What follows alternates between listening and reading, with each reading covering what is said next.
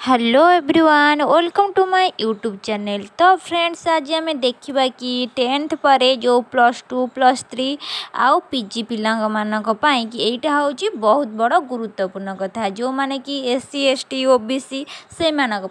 तो फ्रेंड्स जो माने भी ये भिडियोटी देखुवे तो आपण माने को जदि भिडियोटी भल लगे तेज चैनल को सब्सक्राइब करने सह वीडियो को निश्चिंत भाव में लाइक करेंगे। तो चलतु फ्रेंड्स एबे आमे देखिबा कि ये जो नोटिफिकेशन रे कौन रही।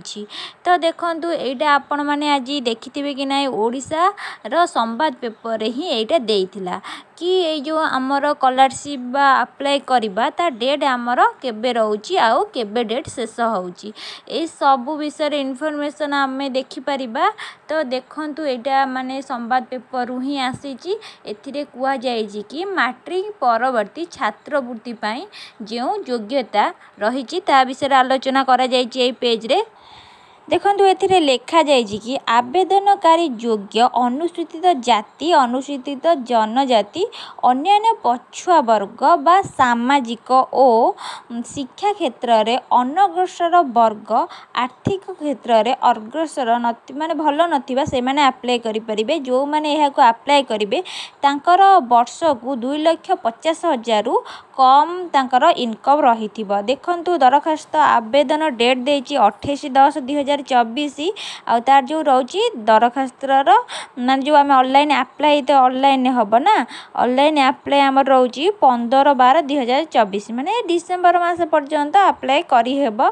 तो देइछि देखंतु छात्र छात्री माने याको केमिति ऑनलाइन अप्लाई करिवे। ऑनलाइन अप्लाई यार अछि वेबसाइट www.scholarship-odisha-government रे याको समस्या +2 +3 जे माने करूथिबे से माने नुआ जे अप्लाई करि परिबे न जाई रेनुअल करि परिबे से ताको कोन करथिबे एटा देइछि कि जो पिला माने याको अप्लाई करिबे से मानको आधार कार्ड ठीक थिबा दरकार काना आधार अनुसार देखंतु एथिरे ओटीपी आसियो बोली कुहा जायछि।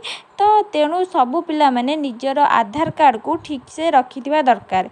तो से आधार कार्ड अनुसार आपनकर एज केते जन्म तारीख आउ आपण फीमेल कि मेल आपनकर ना कोन ए सबु विषय रे आधार कार्ड रु ही जाना पड़िबो। तो फ्रेंड ये जो स्कॉलरशिप आपण अप्लाई करिवे यार टोटली इंपोर्टेंस होउची कि आपण को आधार कार्ड ठीक थिबा दरकार आउ आपण माने यदि ओबीसी हेइथिबे तेबे 50% रु अधिक मार्क आपण को थिले आपण स्कॉलरशिप पाई परिबे।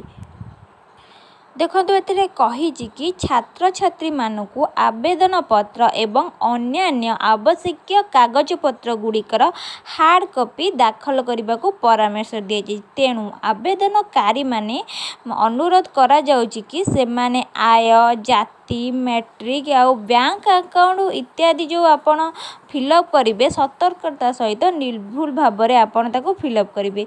जदि भी दरकार हुए तेबे DWO स्तर रे जांच करा जियो बोली एथिरे कुहा जायछि। एथिरे कुहा जायछि कि जो माने भी +3 करूचंती कि पीजी करूचंती तो से माने कोन करिवे कि तांकर 10th तारू तांकर मार्कशीट विषय रे माने टोटली मार्क केते अछि कोन अछि याकु सब अपलोड करिवे। तेणु आपण जो माने भी नुआ अप्लाई करिवे कि रिन्यूअल करिवे से माने तांकर आईडी पासवर्ड को कासो शेयर भी करिवे नाही। सो जो माने भी आपण स्कॉलरशिप पाइबा को योग्य बा जो माने भी SC ST कि OBC कि जो मानकर 50% रु अधिक मार्क थिबा तो से माने निजर आधार कार्ड को ठीक ठाक करि नेबे किछि भी भूल कर नथिबे। सेथरे कहिछि कि आधार कार्ड रे जो फोन नंबर थिबा सेही फोन नंबर रे ही आपण को ओटीपी आसीबा आ सेथिरे ही सेही नंबर रे ही रजिस्ट्रेशन हबा आपण को स्कॉलरशिप। तो आपण भूल भाल किछि करि नथिबे करिवेनी अप्लाई टाइम रे भल से माने अप्लाई करिवे। तो आज वीडियो आपण मानू केमिति लागिला जदि भल लागि थाए आपण वीडियोटी को लाइक करिवे सो चैनल को निश्चित भाव में सब्सक्राइब करिवे। मु एमिति आपण मानू को जॉब रिलेटेड न्यूज़ देई आसुथिबी तो आपण ए चैनल को निश्चित भाव में सब्सक्राइब करिवे।